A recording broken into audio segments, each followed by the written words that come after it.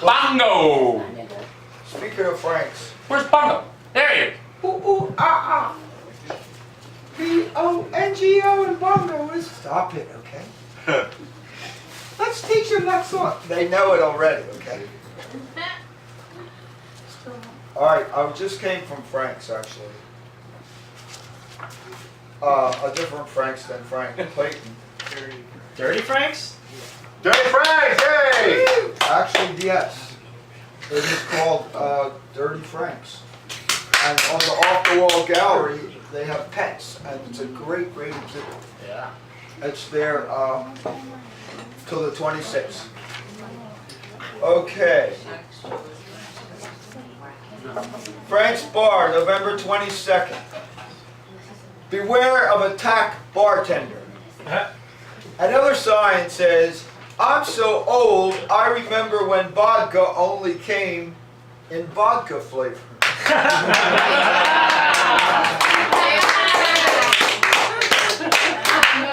A jazz band plays Elvis's You Ain't Nothing But a Hound Dog, and a woman, Patty, sings.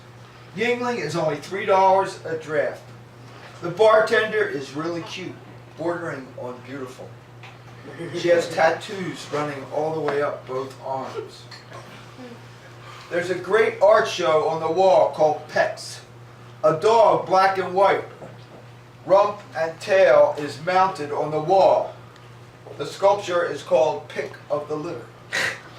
Past the cats in various poses or reposes, past the cat tattoo on the naked woman's shoulder, past the bulldog sitting in his master's lap, and past a lot of other pictures is the big Greek painting in the ornate art museum frame, and the naked, big-breasted women.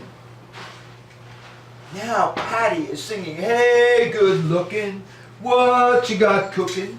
How about cooking something up with me? My dad used to sing that song, I tell Patty. She says, my dad did too. It's an old Hank Williams song. To my right, one of the booths. In one of these booths, I first took LSD. On the other side of the bar, my eyes first met Alice in Wonderland. Everybody called her that. Blonde she was, and from South Philly. I fell hard and took her back to Haddonfield that night after the bar closed. It was my mom's house, so we had to be real quiet while my mom was getting ready to go to work in the morning. Later, Phyllis, her real name, and I drove out to the country, and she kept asking why the telephone poles had green things on them. They're trees, I said. Then she called the horses cows. I've never met a woman like this. And it showed. I took some LSD one night when I was going to see her and fell in even deeper love. She once took her scarf off her neck and threw it into the sea, like Isadora Duncan. We closed many an after-hour club in Philly. Now, though, so many years later, she's in the afterlife, and I can only look forward to one more dance. Thank you.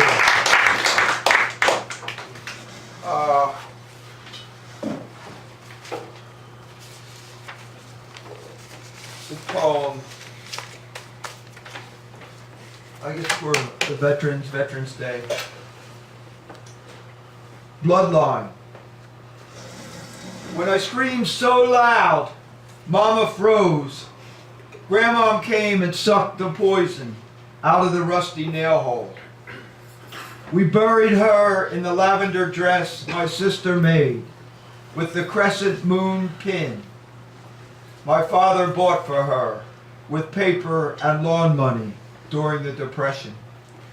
Once, like Abraham, she raised the sharp edge of that moon over my father. It was like this. She voted for Wilson, who promised to end all wars. and that was her last Democrat.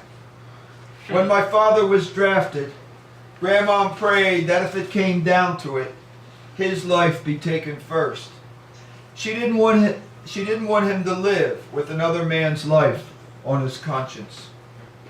2 days before he was to land on Normandy Beach, my father got the measles. Today, I run my fingers over the names of people killed in Vietnam. I find my friend's name and pieces of my grandfather's name, my father's name, and my own. Then my fingers take a curved white bone from the lavender sky, and I begin sewing these names together.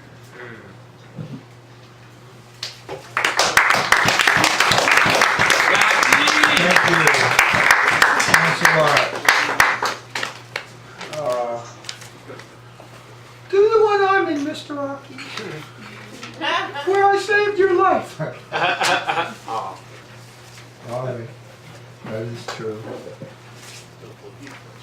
This one's called Local Anthem.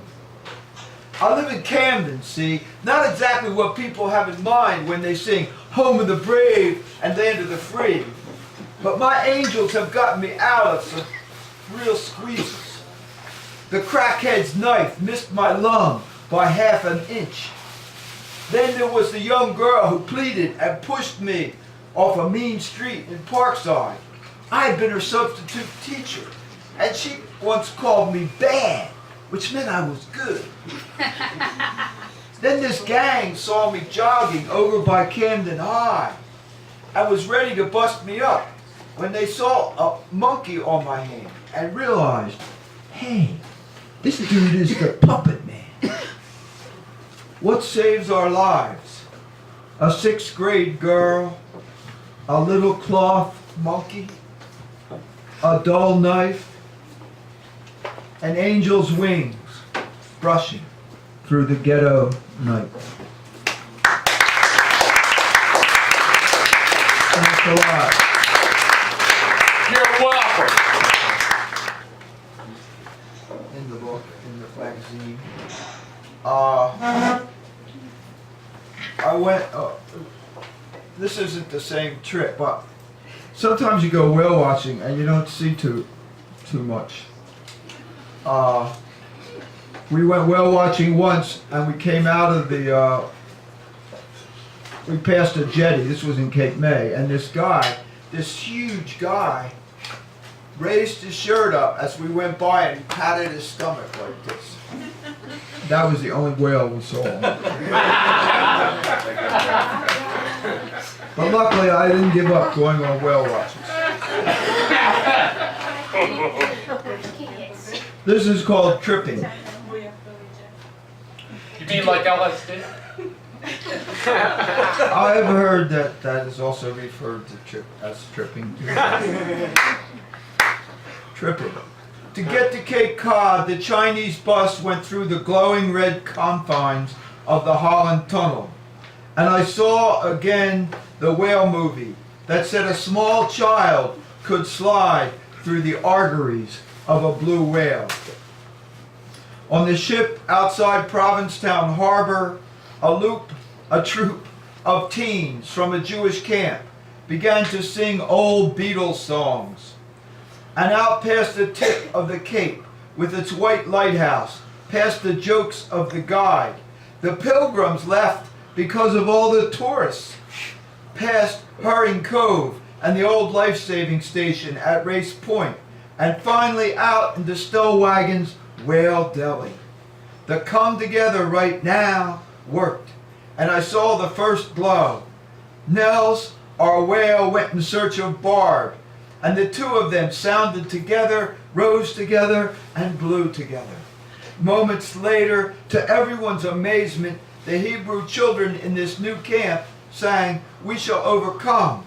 And then the 7 stars of Harriet Tubman's drinking gourd showed bright on the breaching whale's stomach. Otis Redding's Dock of the Bay was the encore. As we walked toward town, with our memories stored on the silver tongues of Nikons and throwaway Fujis. Pictures to be enlarged later, along with the story of how the Israelites had once again led us all out of the wilderness. That's right, Rocky. Thank you. Thanks a lot. Thanks to Sean for encouraging me to do that poem.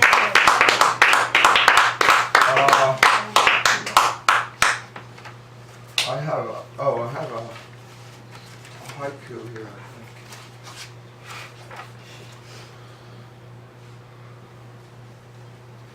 This is a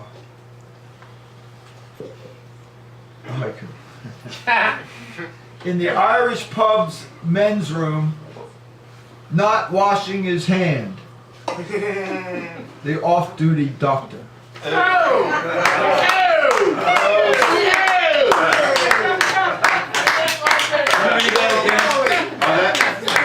that the one-handed man? In the Irish pub's men's room, not washing his hands, the off-duty doctor. Oh, God.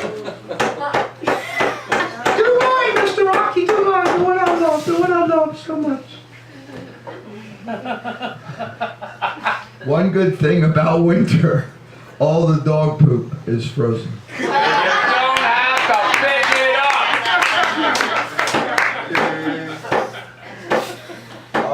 Okay, I'll do one more. Yeah. This is the last poem in the collection that I have coming out. It's called There Are No Movie Houses Left in Camden. No. Guess who's coming to dinner? The marquee on the old Stanley Theater asked. And I had ventured in from the suburbs to find out. I saw Sidney Poitier sit down to eat with the white people and never dreamed that one day I would be living a few blocks away, right next to the hospital where I was born. Never dreamed that a mother of color whose sons broke into my house every time I went out would invite me to dinner. Never dreamed that 6 months later there would be a birthday cake with my name on it. Never dreamed that one Sunday the family would take me to church and rock my Presbyterian upbringing to its roots. Rock my soul in the bosom of Abraham. Oh, rock my soul. Never dreamed that on a take me out to the ball game Saturday, I'd be escorted out of Vet Stadium because the two sons who had done most of the stealing from me had poured their cokes down on people in the lower level. Never dreamed I could be so detached from material things like the clock, radio, fan, and typewriter. Never dreamed a black family would be calling me Uncle Rocky. Never dreamed that one of the kids, when asked, "How can a white man be your uncle?" would answer firmly, "He is too our uncle." Never dreamed that years after that first dinner, I'd be standing before a sea of brown faces, reading a eulogy I had written for Mom Sumter. No, I never dreamed how rich I could become in the poorest city in America.